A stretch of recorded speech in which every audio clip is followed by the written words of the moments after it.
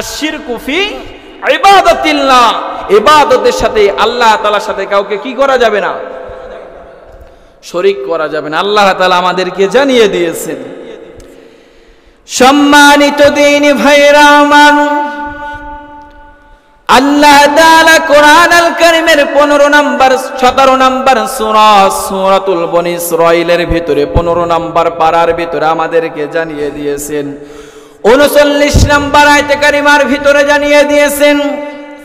যদি পারেন সবাই আমার সাথে ঠোঁট মিলিয়ে পড়েন, ওয়ালা তাজআল মা'আল্লাহি ইলাহান আখার ফাতুলকা ফি জাহান্নামা মালুমান মাদহুরা। আল্লাহু আকবার। আল্লাহ তাআলা এই আয়াতের ভিতরে আমাদেরকে জানিয়ে দিয়েছেন, ওয়ালা তাজআল মা'আল্লাহি ইলাহান আখার, আল্লাহর সাথে অন্য কোন উপাস্যকে স্থির করো না। তাহলে আল্লাহ তাআলা বলেছেন ফাতুলকা ফি জাহান্নামা মালুমান মাদহুরা, তাহলে তোমরা নিন্দিত এবং আল্লাহ তাআলার অনুগ্রহ থেকে তোমরা বিতাড়িত অবস্থায় কোথায় প্রবেশ করবা? জাহান্নামে কোথায় প্রবেশ করবে? আল্লাহ তাআলা এর ভিতরে জানিয়ে দিয়েছেন ফাতুলকা ফি জাহান্নামা মালুমান মাদহুরা। আল্লাহ তাআলা বলতেছেন তোমরা 1 নাম্বার আল্লাহ তাআলার অনুগ্রহ থেকে আমরা দূরে সরে, 2 নাম্বার আমরা নিন্দিত অপমানিত হয়ে যাব, 3 নাম্বার আমাদেরকে আল্লাহ তাআলা কোথায় দিবেন? কোথায় দিবে?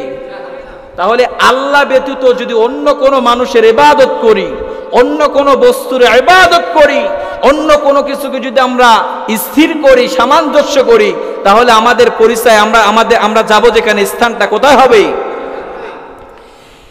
আরো সহজভাবে বোঝানোর জন্য আল্লাহ তাআলা আবার আমাদেরকে জানিয়ে দিয়েছেন। আল্লাহ তাআলা সূরাতুল বনী ইসরাঈলের ভিতরে আল্লাহ তাআলা 22 নাম্বার আয়াতে কারিমার ভিতরে আমাদেরকে জানিয়ে দিয়েছেন, লা তাজআল মা'আল্লাহি ইলাহান আখার ফাতাকউদা মাযমুমান মাখযুলা। আল্লাহু আকবার। আল্লাহ তাআলা আমাদেরকে জানিয়ে দিয়েছেন লা তাজআল মা'আল্লাহি ইলাহান আখার, আল্লাহর সাথে অন্য কোন উপাস্যকে স্থির করো না। যদি আমরা আল্লাহ তাআলার সাথে অন্য কোনো কিছু স্থির করি, আল্লাহ তাআলা আমাদেরকে জানিয়ে দিয়েছেন ফাতাকউদা মাযমুমান মাখযুলা, তাহলে তুমি নিন্দিত ও অসহায় হয়ে পড়বা। আমাদেরকে যিনি অসহায় করে ফেলবেন তিনি কে? إن الحمد لله الأكرم الذي خلق الإنسان وكرم وعلمه من البيان ما لم يعلم فسبحان الذي لا يحصى امتنانه باللسان ولا بالقلم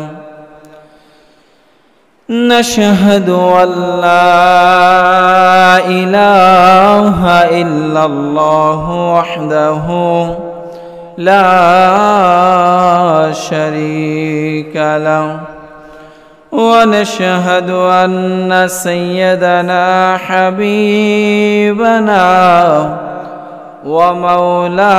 ومولانا محمدا عبده ورسوله صلى الله عليه وسلم أرسله بالحق بشيرا ونذيرا وداعيا إلى الله بإذنه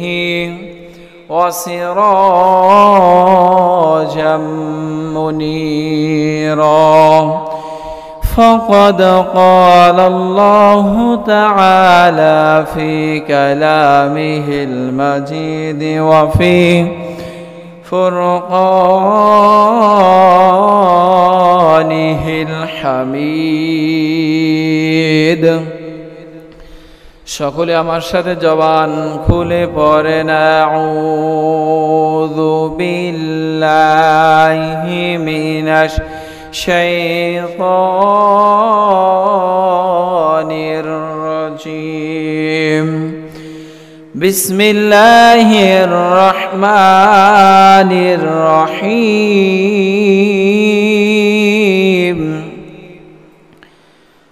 إن الله وملائكته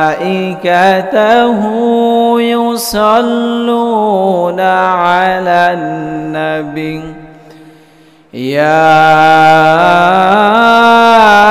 أيها الذين آمنوا صلوا عليه وسلموا تسليما اللهم صل على محمد وعلى آل محمد كما صليت على إبراهيم وعلى آل إبراهيم إنك حميد مجيد اللهم بارك على محمد وعلى آل محمد كما باركت على إبراهيم وعلى آل إبراهيم إنك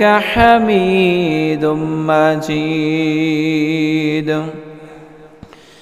আলহামদুলিল্লাহ আল্লাহ তাআলা দরবার অসংখ্য শুকরিয়া যে মহান রব্বুল ইজ্জত আল জালাল একটি সপ্তাহ পরে আল্লাহ তাআলার ঘরে আসার এবং বসার সুযোগ করে দিয়েছেন কালিমাতুশ শুকর আদায় পড়ছি আলহামদুলিল্লাহ আল্লাহ তাআলা দরবারে আরো অসংখ্য শুকরিয়া যে মহান রব্বুল ইজ্জত আল জালাল আমাকে আপনাকে দয়া করে মায়া করে পছন্দ করে সবার আগে ভাগে আল্লাহ তাআলার ঘরে আসার এবং বসার সুযোগ করে দিয়েছেন হৃদয় নিংড়ানো ভালোবাসা আবেগ অনুভূতিকে উজাড় করে দিয়ে আরেকবার কালিমাতুশ শুকর আদায় পড়ছি আলহামদুলিল্লাহ মানবতার মুক্তির দূত সাইয়্যিদুনা খুদওয়াতুনা হাবিবুনা জনাবে মুহাম্মাদুর রাসূলুল্লাহ সাল্লাল্লাহু আলাইহি ওয়াসাল্লাম আজকের যেই বিষয়টা নিয়ে আমরা কথা বলতে যাচ্ছি ঈমান ভাঙ্গার কয়েকটি কারণ আপনি নামাজ পড়লেই নামাজি হওয়া যাবে না নামাজ পড়লে নামাজিওয়ালা হওয়া যাবে কিন্তু একজন ঈমানদার হওয়া যাবে আজকের যেই বিষয়টা নিয়ে যেই সাবজেক্টটা নিয়ে আমরা কথা বলবো বিষয়টার নাম ঈমান ভাঙ্গার কারণ আমি কোরআন এবং হাদিস থেকে 10টি পয়েন্ট বের করেছি আরো অসংখ্য পয়েন্ট আছে ঈমান ভাঙ্গার কারণ তার ভিতর অন্যতম 10টি কারণ আমি আজকে আপনাদের সামনে তুলে ধরব কিন্তু এক জুমায় এই 10টি পয়েন্ট তুলে ধরা সম্ভব হবে আজকের একটি বিষয় নিয়ে কথা বলবো ঈমান ভাঙ্গার একটি কারণ নিয়ে কথা বলবো আমার আপনার জীবনের সাথে মিলিয়ে দেখব যে এই কারণটা আমার আপনার ভিতরে আছে কিনা ঠিক কিনা বলেন কেননা ঈমান যদি না থাকে আপনার এই নামাজ আপনার উপকার আসবে ঈমান যদি না থাকে আপনি যত আমল করেন না কেন আপনি যত ইবাদত বন্দেগী করেন না কেন কোন ইবাদত বন্দেগী আমার আপনার উপকার করতে পারবে আবার যদি ঈমান থাকে আর আমল যদি কমও থাকে এই ঈমানে আমাদেরকে অনেক উপকৃত করবেন ঠিক কিনা বলেন এজন্য ঈমান ভাঙ্গার কারণ আল্লাহ তাআলা তার বান্দাদেরকে ইসলামের সুশীতল ছায়ার তলে আল্লাহ তাআলা আশ্রয় দিয়েছেন আল্লাহ তাআলা ব্যবস্থা করেছেন কিন্তু যুগে যুগে আল্লাহ তাআলা বলেছেন যাতে কেউ এমন কাজ না করে যা ইসলাম থেকে তাকে খারিজ করে ফেলে ইসলাম থেকে তাকে দূরে সরিয়ে ফেলে এমন কোন কাজ যদি আমি আপনি করি এজন্য আল্লাহ তাআলা যুগে যুগে নবী রাসূলদেরকে পাঠিয়েছেন কি পাঠায় নাই প্রত্যেকটা যুগেই কেননা আমি আপনি কোরআন হাদিস বুঝবো না ভালো করে যদি আমাদের একজন শিক্ষক না থাকে তেমনি ভাবে মানবতার মুক্তির দূত সাইয়্যিদুনা খুদওয়াতুনা হাবিবুনা জনাবে মুহাম্মাদুর রাসূলুল্লাহ সাল্লাল্লাহু আলাইহি ওয়াসাল্লামকে আমাদের শিক্ষক হিসেবে পাঠিয়েছেন। আমাদের শিক্ষক, আমাদের মডেল যিনি, তিনি কে? মুহাম্মাদুর রাসূলুল্লাহ সাল্লাল্লাহু আলাইহি ওয়াসাল্লাম। আমাদের মডেল যদি নবীকে বানাতে পারি, আমাদের আদর্শ যদি নবীকে বানাতে পারি, তাহলে আমরা দুনিয়াতেও ভালো থাকবো, আখিরাতেও। সুবহানাল্লাহ বলবেন না? আর আমি আপনি দুনিয়াতে যদি রাসূলকে ফলো না করি, রাসূল কি কিয়ামতের দিন আমার আপনার সুপারিশ করবে? আর যেই রাসূল সুপারিশ না করলে জান্নাত আমি আপনি যেতে পারবো? এজন্য আল্লাহ তাআলা যুগে যুগে যত নবী রাসূল, যত পয়গম্বর পাঠিয়েছেন, প্রত্যেকটা যুগেই আল্লাহ তাআলা এক একজন করে কি সেট করেছিলেন? নবী সেট করেছিলেন। এক একজন শিক্ষক পাঠিয়েছেন, যাতে তার উম্মতরা দিন থেকে, ইসলাম থেকে খারিজ না হয়ে যায়, ঠিক কি না? এজন্য আমার বাবাজিরা, আল্লাহ তাআলা আমাদেরকে জানিয়ে দিয়েছেন, এ ব্যাপারে দাওয়াত দেওয়ার জন্য আল্লাহ তাআলা অসংখ্য নবী রাসূল প্রেরণ করেছে, বলি সুবহানাল্লাহ। সম্মানিত দ্বীনি ভাইরা আমার, আল্লাহ তাআলা এই কথাগুলো আমাদেরকে কোরআন আল কারীমের 16 নম্বর সূরা, আল্লাহ তাআলা সূরাত আন-নাহলের ভিতরে 36 নম্বর আয়াতে কারিমার ভিতরে আল্লাহ তাআলা আমাদেরকে জানিয়ে দিয়েছেন। আল্লাহ তাআলা আমাদেরকে জানিয়ে দিয়েছেন, যদি পারেন সবাই আমার সাথে ঠোঁট মিলিয়ে পড়েন, وَلَقَدْ بَعَثْنَا فِي كُلِّ أُمَّةٍ رَسُولًا أَنِ اعْبُدُوا اللَّهَ وَاجْتَنِبُوا الطَّاغُوتَ فَمِنْهُمْ مَنْ هَدَى اللَّهُ وَمِنْهُمْ مَنْ حَقَّتْ عَلَيْهِ الضَّلَالَةُ। আওয়াজ দিয়ে বলছে আল্লাহু আকবার।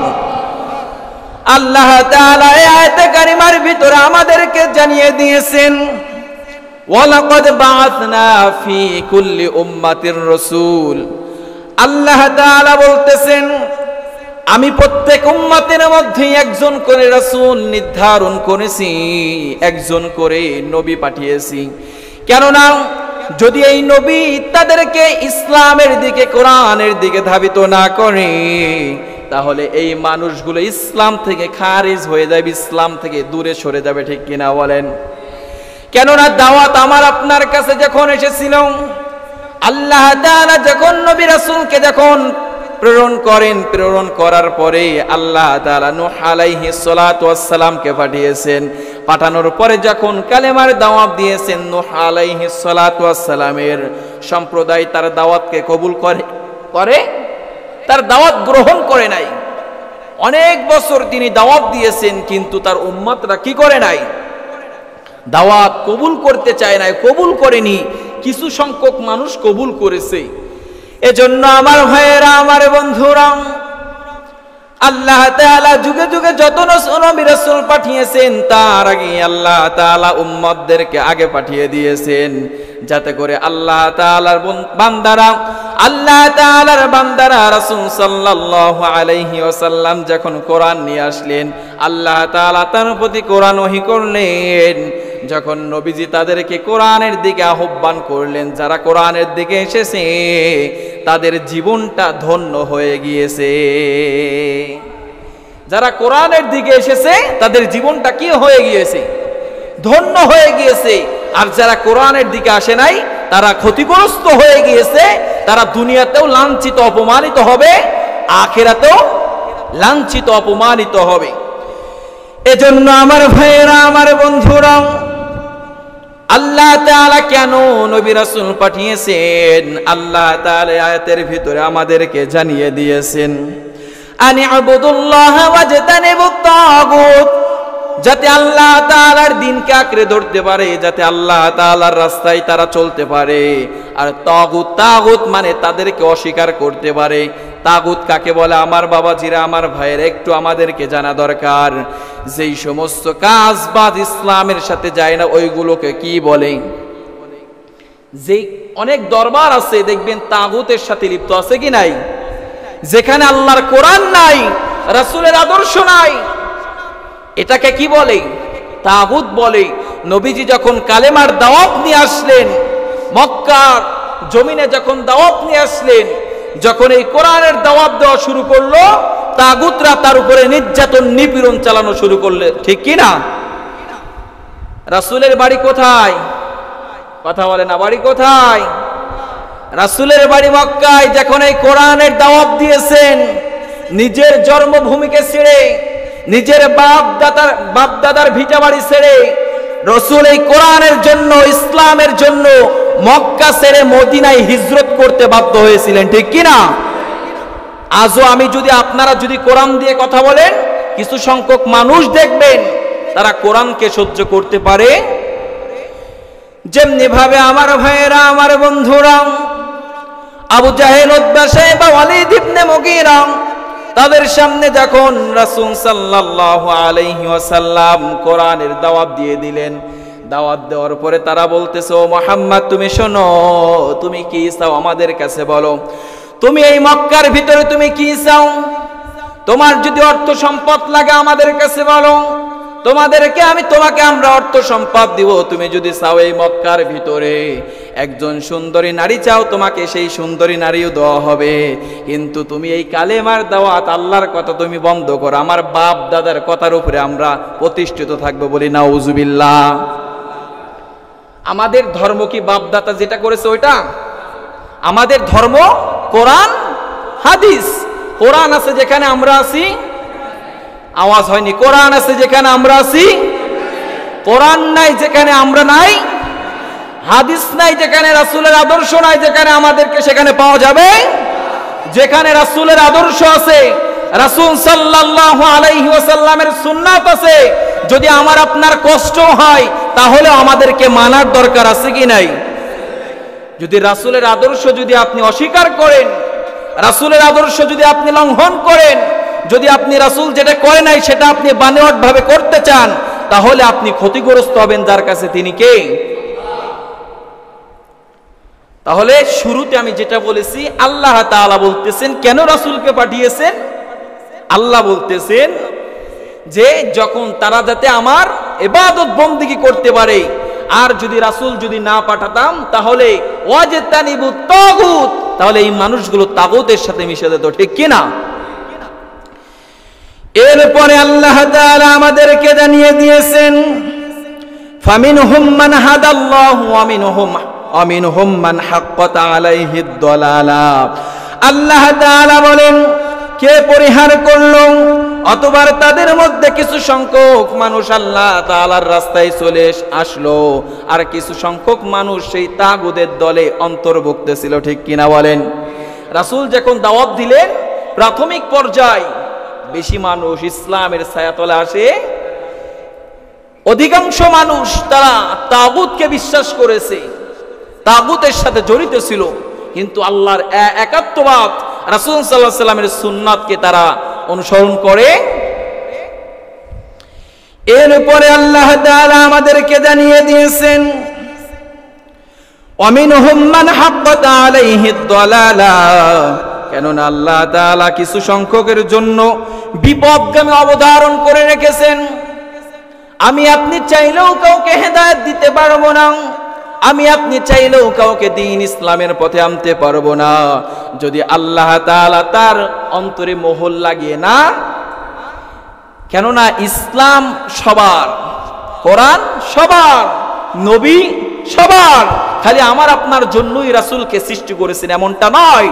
গাছপালা, তরুলতা, পিপিলিকা যা কিছু দেখেন না কেন, আল্লাহ তাআলা সমগ্র পৃথিবীর জন্য আমাদের রাসূলকে রহমত স্বরূপ প্রেরণ করেছে। আল্লাহ তাআলা বলতেছেন, আমি আমার এই রাসূলের পূর্বে যত নবী রাসূল পাঠিয়েছি, এক একজন রাসূলকে আল্লাহ তাআলা গোত্র ভিত্তিক পাঠানো হয়েছিল। আল্লাহ তাআলা হুদ আলাইহিস সালাতু ওয়াস সালামকে একটা গোত্রের জন্য, একটা সমাজের জন্য নির্ধারণ করেছেন।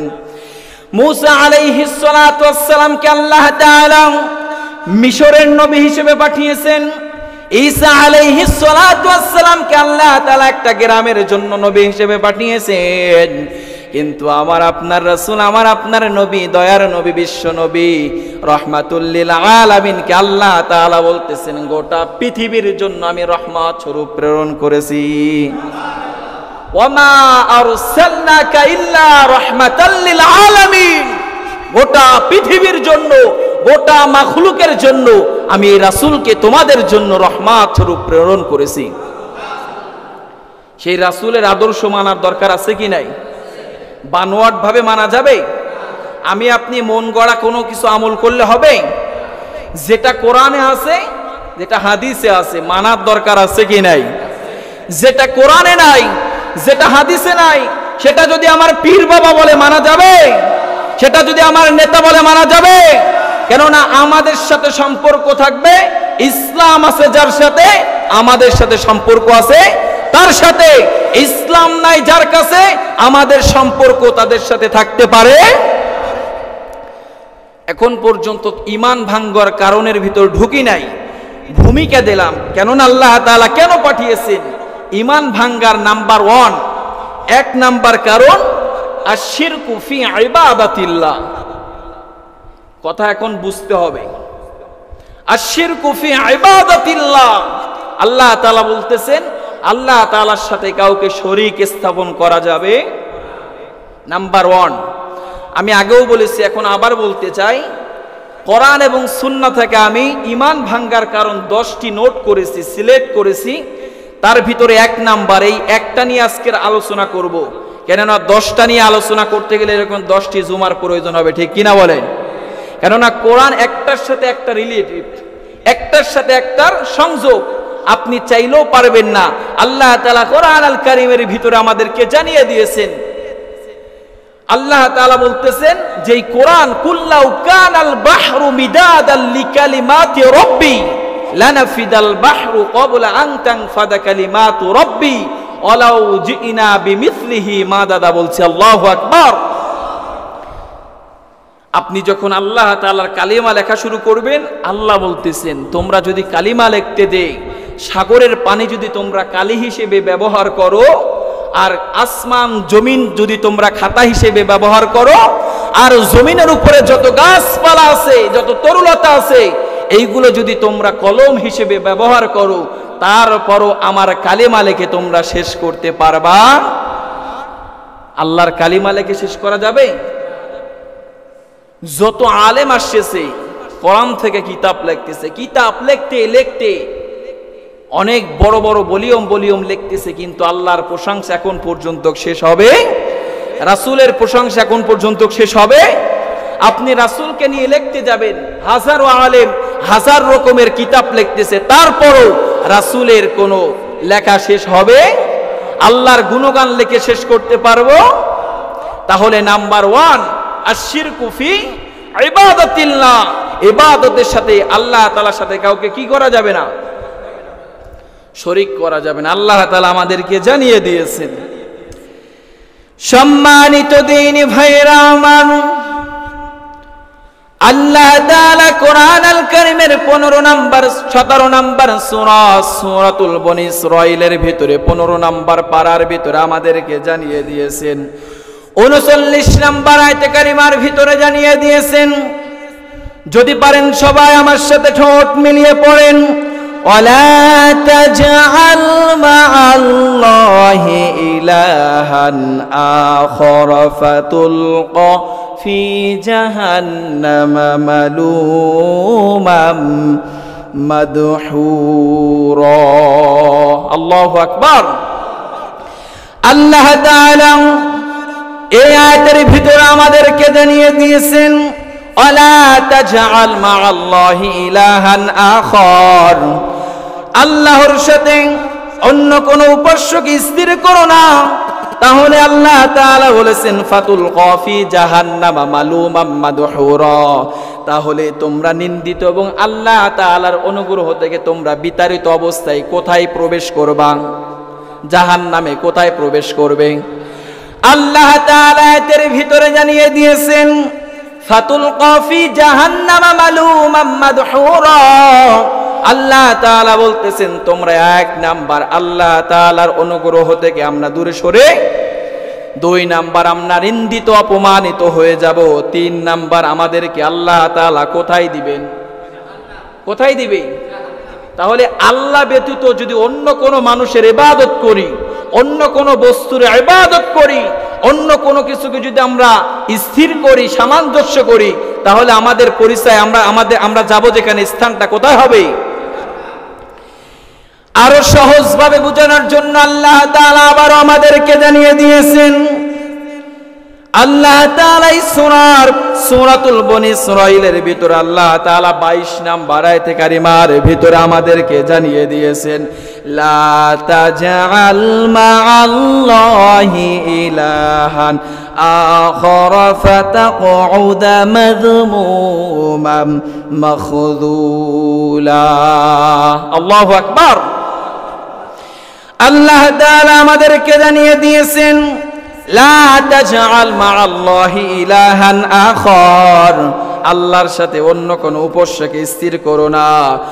যদি আমরা আল্লাহ তাআলার সাথে অন্য কোন কিছু স্থির করি, আল্লাহ তাআলা আমাদেরকে জানিয়ে দিয়েছেন, ফাতাকউদা মাযমুমান মাখযুলা, তাহলে তুমি নিন্দিত ও অসহায় হয়ে পড়বা। আমাদেরকে যিনি অসহায় করে ফেলবেন তিনি কে? আল্লাহ যদি আমাকে আপনাকে অসহায় করে ফেলে, পৃথিবীর কোনো মানুষ আমাদেরকে স্বাবলম্বী করতে পারবে? আল্লাহ যদি আমার আপনার প্রতি নারাজ হয়ে যায়, আমি আপনি চাইলেও আমরা স্বাবলম্বী হতে পারবো? তাহলে যদি আমরা শিরিক করি, যদি আমরা আল্লাহ তাআলার সাথে অংশীদারিত্ব করি, তাহলে আল্লাহ তাআলা আমাদেরকে জানিয়ে দিয়েছেন আমাদেরকে অসহায় বানিয়ে ফেলবেন। দুনিয়াতে আমরা অসহায় হয়ে যাব, এরপরে যখন আমরা মৃত্যুর পরে আখিরাতে আমাদেরকে অসহায়ের মতো দাঁড়িয়ে থাকতে হবে। কেননা আল্লাহর সাথে শিরিক করেছি, রাসূল তো আমার আপনার সুপারিশ করবে? শিরিক করলে রাসূল কি সুপারিশ করবে? আল্লাহ কি ছেড়ে দিবে? আল্লাহ তাআলা জানিয়ে দিয়েছেন, যারা শিরিক করে তারা আল্লাহর সাথে যুদ্ধ করে, বলি নাউজুবিল্লাহ। যারা আল্লাহর সাথে শিরিক করে তারা আল্লাহ তাআলার কুদরতি চাদর নিয়ে টানাটানি করে, বলি নাউজুবিল্লাহ। আমাদের দেশে আছে কি নাই? সেজদা পাওয়ার যোগ্য যিনি তিনি কে? যে দেয় মাজারে আছে কি নাই? আসতে বলেন, আছে কি নাই? সেজদা পাওয়া উচিত ছিল আল্লাহ তাআলা, একমাত্র আল্লাহ তাআলা সেজদা পাওয়ার যোগ্য, কিন্তু যে সেজদা দিচ্ছে পীরের পায়ে আছে কি নাই? এবার শুন আমার ভাইয়েরা, আমার বন্ধুরা, আপনাদের কি কষ্ট হচ্ছে? আমি কোরআন থেকে কথা বলতেছি, আপনাদের যদি দলিল লাগে আমি সূরা নাম বলতেছি, সূরার নাম বলে দিচ্ছি, আয়াত নাম্বার বলে দিচ্ছি। এরপরে যদি দলিল লাগে পৃষ্ঠা নাম্বার বলে দেব, পারা নাম্বার বলে দেব, লাইন নাম্বার বলে দেব, রুকু নাম্বার বলে দেব, কারণ আমি একজন কোরআনের হাফেজ, বলছি আলহামদুলিল্লাহ। তামাশা করার জায়গা এখানে চলবে না, আমার কাছে দলিল আছে, দলিল ছাড়া আমরা কথা বলবো। আল্লাহ তাআলা যাতে আমার জবান থেকে কোরআনের সহি কথাগুলো বের করুক, পড়ছি আমিন। এবার শুন আমার ভাইয়েরা, আমার বন্ধুরা, যদি আমরা আল্লাহ তাআলার সাথে শিরিক করে ফেলি, আল্লাহ তাআলা কোরআন আল কারীমের ভিতরে 23 নাম্বার সূরা সূরাতুল মুমিনুনের ভিতরে আমাদেরকে আল্লাহ তাআলা জানিয়ে দিয়েছেন, 117 নাম্বার আয়াতে কারিমার ভিতরে আমাদেরকে জানিয়ে দিয়েছেন। যদি পারেন সবাই আমার সাথে ঠোঁট মিলিয়ে পড়েন, وَمَن يَدْعُ مَعَ اللَّهِ إِلَٰهًا آخَرَ لَا بُرْهَانَ لَهُ بِهِ فَإِنَّمَا حِسَابُهُ عِندَ رَبِّهِ إِنَّهُ لَا يُفْلِحُ الْكَافِرُونَ। আওয়াজ দিয়ে বলছে আল্লাহু আকবার। আল্লাহ তাআলা আমাদেরকে আয়াতের ভিতরে জানিয়ে দিয়েছেন, ওয়ামান ইয়াদউ মা'আল্লাহি ইলাহান আখার, যে কেউ আল্লাহ তাআলার সাথে অন্য উপাস্যকে ডাকে, একমাত্র আমরা ডাকবো যাকে, তিনি কে? আল্লাহ ব্যতীত যদি আমরা অন্য কোনো মানুষকে ডাকি, অন্য কোনো মানুষের কাছে সাহায্য চাই, আল্লাহ তাআলা আমাদের পরিচয়টা দিয়ে দিয়েছেন। আমাদের পরিচয় কি? যদি আমি আপনি আল্লাহ ব্যতীত অন্য কোনো মানুষের কাছে যদি হাত পাতি, অন্য কোনো মানুষের কাছে যদি আমরা কিছু চেয়ে ফেলি, তাহলে আমাদের পরিচয় আল্লাহ তাআলা আয়াতের ভিতরে শেষ অংশে জানিয়ে দিয়েছেন। এরপরে আল্লাহ তাআলা আমাদেরকে জানিয়ে দিয়েছেন, লা বুরহানা লাহু বিহি ফাইন্নামা হিসাবুহু ইনদা রাব্বি।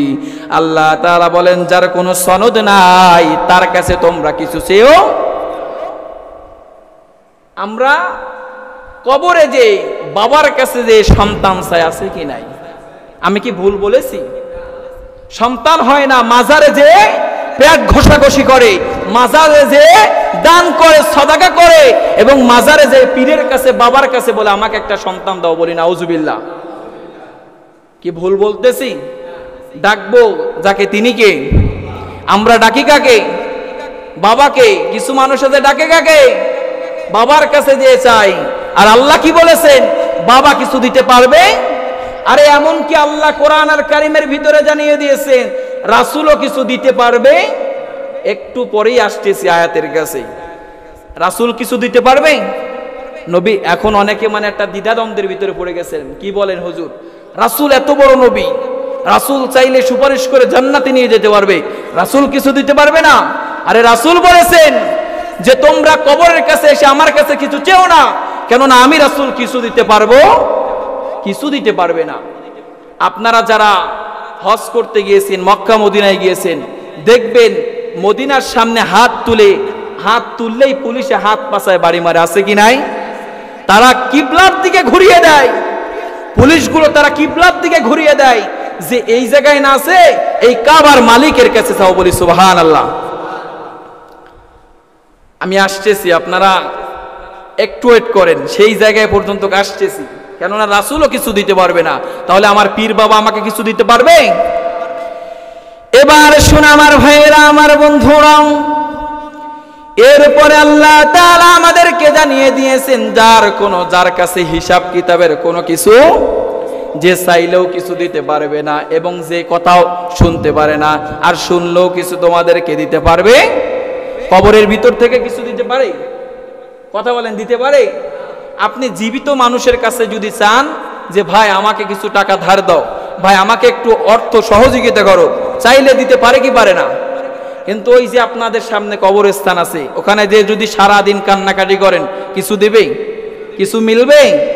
এই কথাই বলেছেন আল্লাহ যে তোমরা আমার কাছে চাও, আমার কাছে বলো, আমি ব্যতীত অন্য কোথাও যে তোমরা চাওয়াচাই করো। যদি আমরা চেয়ে ফেলি, যদি আমরা সেই সমস্ত জায়গায় যে আমরা যদি আকতি মিনতি করি, আল্লাহ তাআলা আমাদের পরিচয় দিয়ে দিয়েছেন। আল্লাহ তাআলা বলেন, ইন্নাহু লা ইউফলিহুল কাফিরুন। আল্লাহ তাআলা আমাদেরকে জান্নাত পাবে না। কাফেরেরা তারা সফল হতে পারবে না, সফল কাম হতে পারবে না। সফল হবে কারা? আল্লাহ তাআলা কোরআন আল কারীমের 23 নম্বর সূরা সূরাতুল মুমিনুনের ভিতরে 18 নম্বর পারার 1 নম্বর পৃষ্ঠার 1 নম্বর আয়াতে কারিমার ভিতর আল্লাহ জানিয়ে দিয়েছেন, ওয়াদ আফলাহাল মুমিনুন, নিশ্চয়ই তারাই সফল কাম করেছে। মুমিন হয়েছে যারা সফল কাম করেছে। কথা বলে না, মুমিন হয়েছে যারা সফল কাম করেছে। সুবহানাল্লাহ বলবেন না? কিন্তু যারা আল্লাহ ব্যতীত পৃথিবীর মানুষের কাছে, কবরবাসীর কাছে, অন্য মানুষের কাছে চাওয়াচাই করবে, অন্য মানুষকে ডাকাডাকি করবে, আল্লাহ বলতেছেন তারা হয়ে যাবে কাফের। আর পৃথিবীতে কাফেররা কখনো সফল হতে পারে? একটা ছোট্ট একটা সংক্ষেপে ঘটনা বলে ফেলি। বলবো কি? আমার বানানো ঘটনা না, বলেছেন মুহাম্মদ সাল্লাল্লাহু।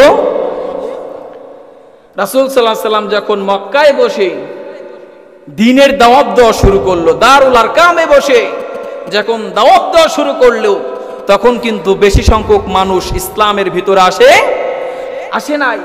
এই যে হজের মৌসুম চলতেছে না, এই মৌসুমে পৃথিবী থেকে, সব দেশ থেকে মক্কায় মানুষ হজ করতে গিয়েছে কি যায় নাই? খালি কি বাংলাদেশ থেকে গিয়েছে? পৃথিবীর প্রত্যেকটা রাষ্ট্র থেকে ওখানে হজ করতে যায় কি যায় না? এখন আবু জাহেল, উতবা, সাইবা তারা চিন্তা করেছে এখন তো হজের মৌসুম, এখন তো দূর দূরান্ত থেকে মানুষ আসবে হজ করতে, এখন যদি মোহাম্মদ যদি কালেমার দাওয়াত দিয়ে দেয় আর এই মানুষগুলো যদি ইসলাম গ্রহণ করে ফেলে, তাহলে তো আমার বাপ দাদার ধর্মে চুনকালি লেগে, কথা বলে না লেগে, এখন তারা একটা দারুন নাদওয়া মানে মন্ত্রী পরিষদ আছে কি নাই তাদের, আমাদের দেশে আছে কি নাই, সেই মন্ত্রী পরিষদে বসে তারা সকল নেতারা কাফের লিডাররা তারা বসে বসার পরে একটা তথ্য বের করলো যে এখন কি করা যায়। তখন ওখান থেকে দারুন নাদওয়া থেকে মন্ত্রী পরিষদ থেকে একটা তথ্য বেরিয়ে এসেছে, ওখান থেকে একটা বিল পাস হয়েছে যে যেই সমস্ত মানুষগুলো দূর দূরান্ত থেকে মক্কায় হজ করতে আসবে তাদেরকে বলতে হবে যে এই মক্কায় একজন পাগল আছে, তোমরা হজ করো, যা কিছু করো, তোমাদের মনে যা চাই তাই করো, কিন্তু তোমরা ওই পাগলের কাছে কেউ যাবা। আফ্রিকার মানুষ, বাংলাদেশের মানুষ, তারা কি জানতো যে ওই জায়গায় মুহাম্মদ সাল্লাল্লাহু আলাইহি ওয়াসাল্লাম এসেছে? একদম প্রাথমিক পর্যায়ে শুরুর দিক থেকে কেউ কি জানতো? কেউ জানতো না। কাফেররা যখন এই ঘোষণা দিয়ে দিল, সবাই হজ শেষে পাগল দেখলে কান্না মনে চাই, পাগল দেখলে কান্না একটু খোঁচা দিতে মনে চাই, কথা বলেন ঠিক কিনা? আমি হুজুরের মনে চাই, আপনারও মনে চাই, কথা ভুল বলছি? পাগল দেখলে একটু টান কান্না দিতে মনে চাই। সবাই চিন্তা করছে হজ তো করা শেষ, হজ তো কমপ্লিট, এখন কি করব? চলো বন্ধুরা মিলে একটা দল বেঁধেছি, চলো সেই পাগলকে আমরা যেয়ে দেখে আসি। সুবহানাল্লাহ বলবেন না? আসলে কি পাগল? দেখেন আল্লাহ কিভাবে ইসলামকে প্রচার করে দিয়েছেন, কাফেররা তারাই প্রচার করার ব্যবস্থা করে দিয়েছেন। সুবহানাল্লাহ বলবেন না?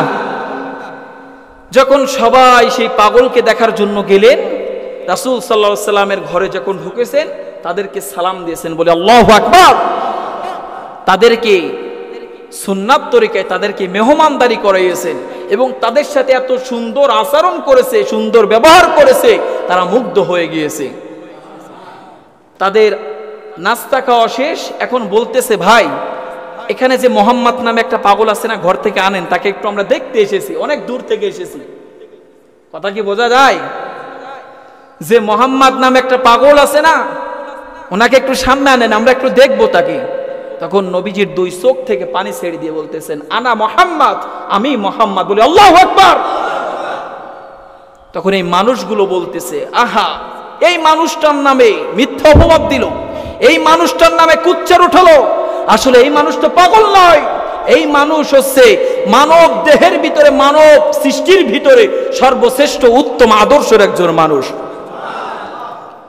তখন তার আদর্শ দেখে সেই কাফেররা বলতেছে ইয়া রাসূলুল্লাহ, ইয়া হাবিবাল্লাহ, আমরা আর কাফের হয়ে বাড়ি ফিরতে চাই, কাফের হয়ে বাড়ি ফিরতে চাই না। রাসূলের হাতে হাত রেখে কালিমা পড়ে মুসলমান হয়ে গিয়েছে। তারা গেছে পাগল দেখতে, ওখানে যে পাগল আছে কেউ কি জানতো? কিন্তু কাফেররা এমন ভাবে, তারা একটা বৈঠকে এমন ভাবে তথ্য বের করেছে যে এইভাবে যদি করি তাহলে কেউ তার কাছে যাবে। বরঞ্চ তাদের যেই ছিল, আপনার একটা বৈঠকে যে পরামর্শ ছিল, পরামর্শকে ঘুরিয়ে দিয়ে আল্লাহ তাআলা সেই কাফেরদেরকে সফল হতে দেয়।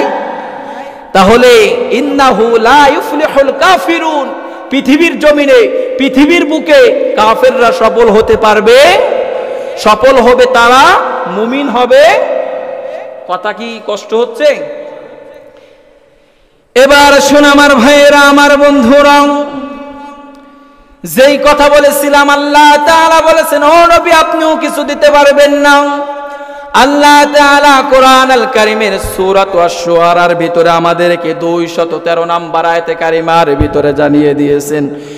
যদি পারেন সবাই আমার সাথে ঠোঁট মিলিয়ে পড়েন, ফালা তাদউ মা'আল্লাহি ইলাহান আখার ফাতাকুনা মিনাল মুআযযাবিন। আওয়াজ দিয়ে বলছে আল্লাহু আকবার। আল্লাহ তাআলা আয়াতের শুরুতে আমাদেরকে জানিয়ে দিয়েছেন ফালা তাদউ মা'আল্লাহি ইলাহান আখার, হে নবী আপনি আল্লাহর সাহায্য, হে নবী আপনি আল্লাহর সাহায্য অন্য উপাস্যকে ডাকবেন না। আল্লাহ তাআলা রাসূলকে বলতেছেন হে নবী আপনি সাহায্য চাওয়া লাগলে আপনি কাকে ডাকবেন? আওয়াজ দিয়ে বলেন কাকে? নবীকে বলতেছেন, নবী আপনার যদি সাহায্যের প্রয়োজন হয় আল্লাহ ব্যতীত অন্য কাউকে ডাকবেন। এরপরে আমাদেরকে জানিয়ে দিয়েছেন যদি নবী আল্লাহ ব্যতীত অন্য কোন মানুষকে ডাকে, অন্য কোন বস্তুর কাছে আল্লাহ তাআলা ব্যতীত যদি চায়, আল্লাহ তাআলা জানিয়ে দিয়েছেন ফাতাকুনা মিনাল মুআযযাবিন, তাহলে আপনি শাস্তিতে নিপীড়িত হয়ে যাবেন। বলি নাউজুবিল্লাহ। কি আজীব কথা, কি বড় কথা। নবীকে বলতেছেন, নবী কে বলতেছেন? সবাই বলেন কে? আল্লাহ বলতেছেন, নবী আপনি যদি আমি ব্যতীত অন্য কোন মানুষের কাছে চান, অন্য কোন বস্তুর কাছে যদি চান, ফাতাকউদা মালুমাম মাদহুরা, আল্লাহ তাআলা বলতেছে তাহলে আপনিও নিন্দিত, অপমানিত হয়ে যাবেন। বলি নাউজুবিল্লাহ। তাহলে এই আয়াত থেকে আমাদের শিক্ষা নিতে হবে, পীরের কাছে চাওয়া যাবে। আমি পীর বিরোধী নয়, কেননা আমিও একজন পীরের মুরিদ। বলি আলহামদুলিল্লাহ। আমরা পীরের বিরোধিতা করি না। হক্কানি ওলামায়ে কেরাম, হক্কানি পীরদের সাথে আমাদের থাকার দরকার আছে কি নাই? আমাদের সাথে ইখতিলাফ হবে তাদের সাথে যেই সমস্ত পীরেরা সুন্নতি পোশাক গায়ে দিয়ে ভান্ডামি করে, তাদের সাথে আমাদের কোনো সম্পর্ক থাকতে পারে? আমাদের সম্পর্ক হবে আল্লাহর ওলিদের সাথে, আমাদের সম্পর্ক হবে খাঁটি ওলামায়ে কেরামদের সাথে, খাঁটি হক্কানি পীরদের সাথে, ঠিক কিনা? তাহলে এখান থেকে আমরা এই আয়াত থেকে শিক্ষা পেলাম, আল্লাহ ব্যতীত যদি আমরা অন্য কোনো কারোর কাছে, অন্য কোনো বস্তুর কাছে, এক নবীকে আল্লাহ তাআলা পাঠিয়েছেন, সেই নবীর উম্মতেরা তারা গাছের কাছে চাওয়াচাই করেছেন। বলি নাউজুবিল্লাহ। এই ঘটনা আপনারা জানেন তো? গাছের কাছে যায়, মাছের কাছে যায়। ইব্রাহিম আলাইহিস সালাতু ওয়াস সালামকে পাঠিয়েছেন, তার উম্মতরা তারা অগ্নির উপাসক করে, অগ্নির পূজা করে, মূর্তির পূজা করে, গাছের পূজা করে, মাছের পূজা করে, সূর্যের পূজা করে। বলি নাউজুবিল্লাহ। ইব্রাহিম আলাইহিস সালাতু ওয়াস সালাম কিভাবে রবকে খুঁজে পেলেন, কিভাবে রবকে পাবেন?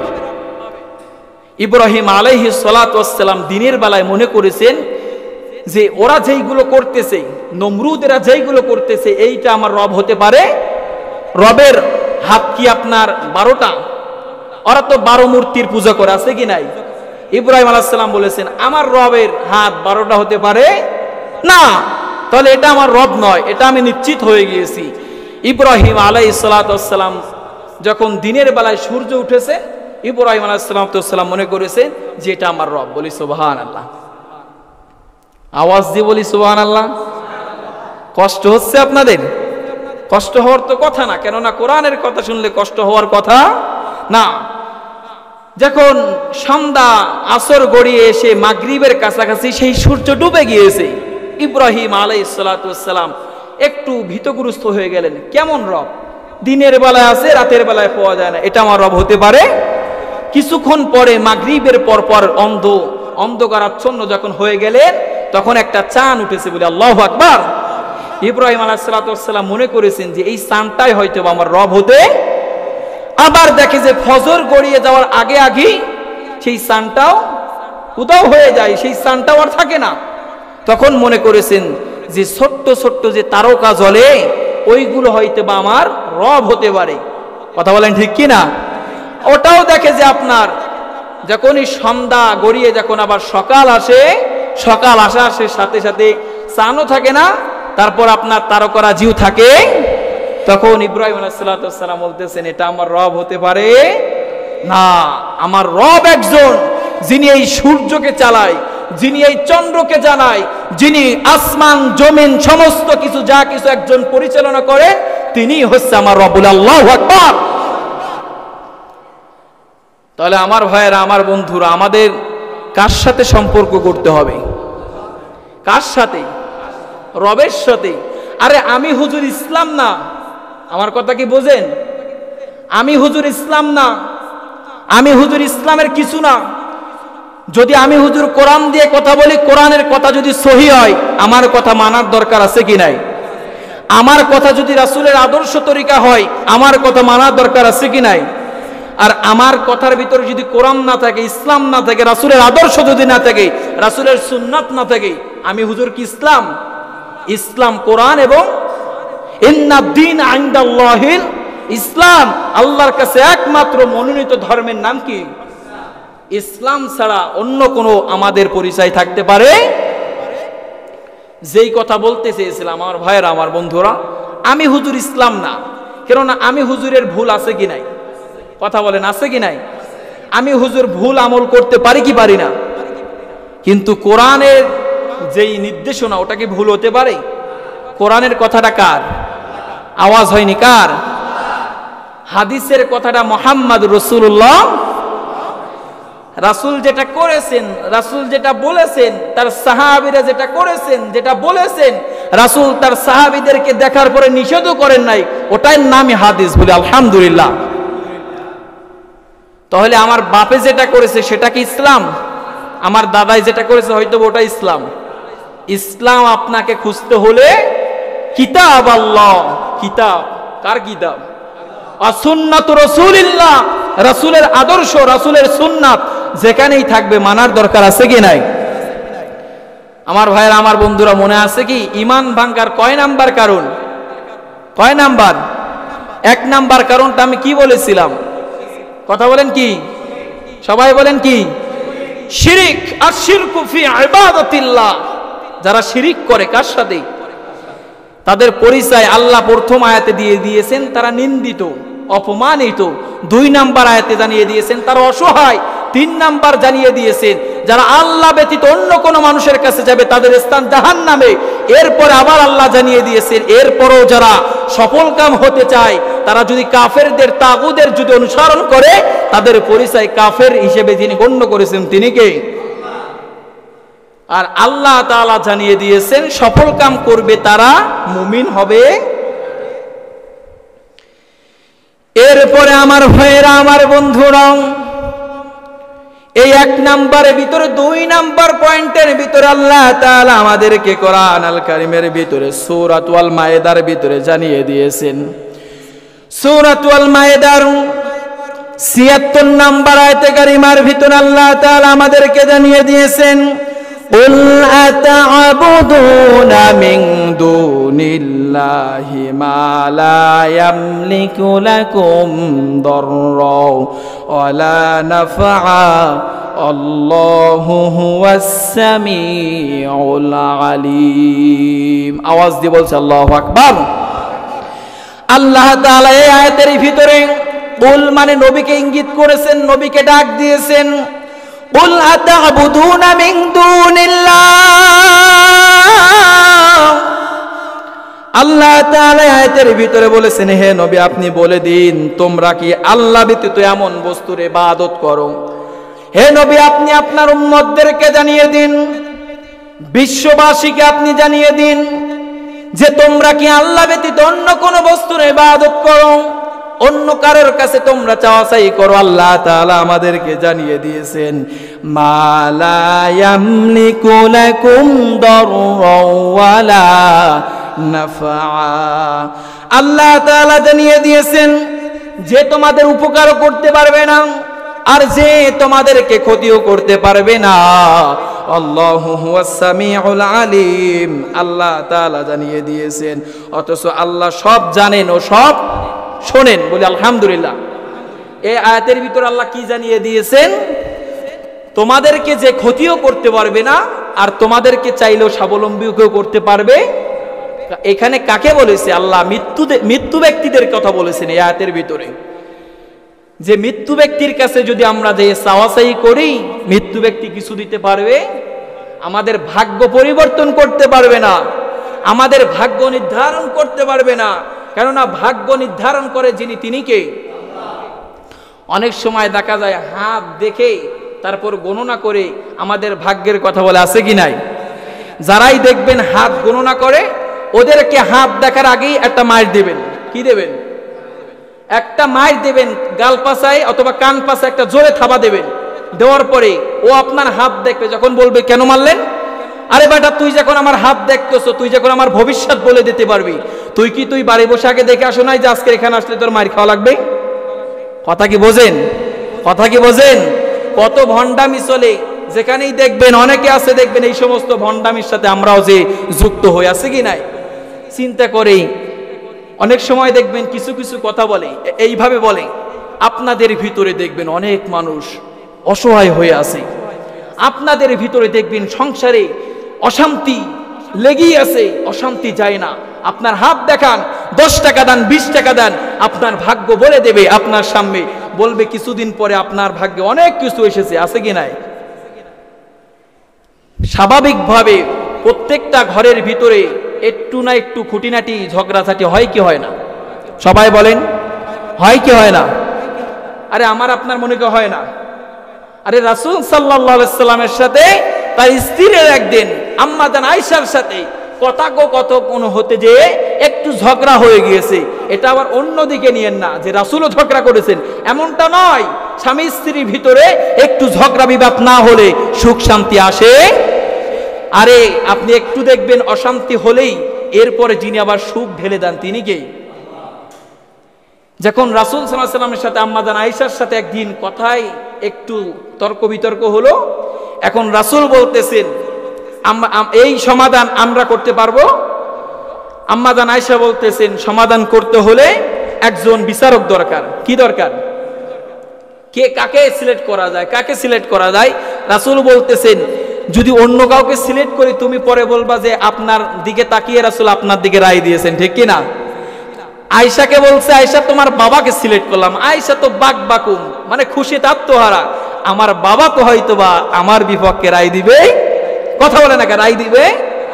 রায় দিবে না। যখন আবু বকর রাদিয়াল্লাহু তাআলা আনহু আসলেন, আসার পরে কথা শোনার আগেই আম্মা জানের উপরে আবু বকর রেগে গেলেন, বলে আল্লাহু আকবার। রাসূলের বিচার করবে পৃথিবীতে এমন কেউ আছে? আবু বকরের চোখ থেকে পানি গড়িয়ে গড়িয়ে পড়তেছে। আর যখন আম্মা জান আয়েশার দিকে আবু বকর রেগে গেলেন, তেড়ে গেলেন, আম্মা জান আয়েশা রাসূলের পিছনে এসে তারপরে আশ্রয় নিয়েছেন, বলে আল্লাহু আকবার। রাসূল এখন মিটি মিটি হাসে বলতেছে আয়েশা তোমাকে এখন কে ফিরাবে? বলতেছে রাসূল আপনি, বলে আল্লাহু আকবার। আর কি বিচার করা লাগে? আর কি বিচার করা দরকার আছে? এজন্য আমার ভাইয়েরা, আমার বন্ধুরা, ঝগড়া বিবাদ হয়ে যাবে, কিন্তু ওই হয়ে যাওয়ার পরে এমনটা করা যাবে না। আমাদের ভিতরে দেখা যায় ঝগড়া বিবাদ হয়ে গেলে আমরা অনেক সময় ভুল একটা কনসেপ্ট যেটা আমাদের ভিতরে আছে, সাথে সাথে আমরা তালাক দিয়ে দিই, আছে কি নাই? কথা বলেন, আছে কি নাই? তালাক দেওয়ার পরে এসে হুজুরের কাছে মাসালা নিতে আসে, হুজুর রাগের মাথায় তালাক দিয়ে দিয়েছি, রাগের মাথায় তালাক দিলে কি হবে? আছে কি নাই? কয় হবে না। পৃথিবীতে কেউ কি শুনেছেন এখন পর্যন্ত যে বউকে যে ভালোবেসে বলতেছে আই লাভ ইউ, তোমাকে 1 তালাক 2 তালাক কেউ বলে? আরে রাগের মাথায় তো তালাক হয়। আপনি তালাক শব্দ যখন 3 বার বলবেন, 3 বার যদি সাথে সাথে দিয়ে ফেলেন, আবু হানিফা মাযহাবের ভিতরে আমরা যেই মাযহাবকে অনুসরণ করি, এই মাযহাবের সাথে সাথে 3 তালাক হয়ে যাবে। আর অন্যান্য ইমাম আহমদ বিন হাম্বল, অন্যান্য ইমাম মালিকদের তাদের অনুসারী যারা, তাদের মাযহাব হচ্ছে যদি 100 তালাকও দেয় তাহলে কয় তালাক গণ্য হবে? সবাই বলেন কয় তালাক? 1 তালাক। কিন্তু আমরা ওটা মানি না, কেননা তাদের মাযহাব আমরা কি অনুসরণ করি? অনুসরণ করি না। তালাকের বিষয়টা কি বলবো? কথা বলে না, বলবো। আপনি একসাথে যখন 3 তালাক দিবেন, সাথে সাথে তালাক হয়ে যাবে। যদি আপনি 1 তালাক দেন, আপনি ওই স্ত্রীকে আবারও ফিরিয়ে আনতে, কিন্তু আমার দেশে আছে 3 তালাক দেওয়ার পরে আবার হিল্লা বিবাহ দেয়, আছে কি নাই? কথা বলে না কেন, আছে কি নাই? হিল্লা বিবাহ নাম ইসলামে কিছু নাই। 1 তালাক দিবেন আপনি আপনার স্ত্রীকে যদি আপনার পছন্দ না হয়, 1 মাসে 1 তালাক। কয় মাসে কয় তালাক? 1 মাসে 1 তালাক দেওয়ার পরে দেখবেন যদি আপনার স্ত্রী যেই ভুল ত্রুটি আছে, যদি সে শুধরায় আবার আসতে চায়, আপনার কাছে আসতে পারবে কি পারবে না? নাম্বার 2 অপশনাল, আপনি 2য় মাসে আবার 1 তালাক দিয়ে ফেলেছেন, দেওয়ার পর ওই 1 মাসের ভিতরে যদি আবার সে না শুধরায় আসে, তাহলেও আপনি যদি শুধরিয়ে আসে, তাহলে চাইলে আপনি আবারও তাকে আনতে। নাম্বার 3 তৃতীয় মাসে যদি 3 তালাক দিয়ে ফেলেন, ওই স্ত্রীকে আপনি আর আনতে পারবেন? কথা বলেন, আনা যাবে? তাহলে ক্লিয়ার? যেই বিষয় নিয়ে আলোচনা করেছিলাম, টাইম যেহেতু বেশি হয়ে গেছে, যেই কথাগুলো বলেছি, আমি বলেছিলাম যে শিরকের বিষয় একটা পয়েন্ট নিয়ে আলোচনা করতে গেলে অনেক সময়ের প্রয়োজন। যেই কথাগুলো বলেছি আমাকে আমার পরিবারকে আমল করার তৌফিক দান করুক, পড়ছি আমিন। যেই কথাগুলো আমাদের মা বোনরা শুনেছেন, মা বোনদেরকে আমল করার তৌফিক দান করুক, পড়ছি আমিন।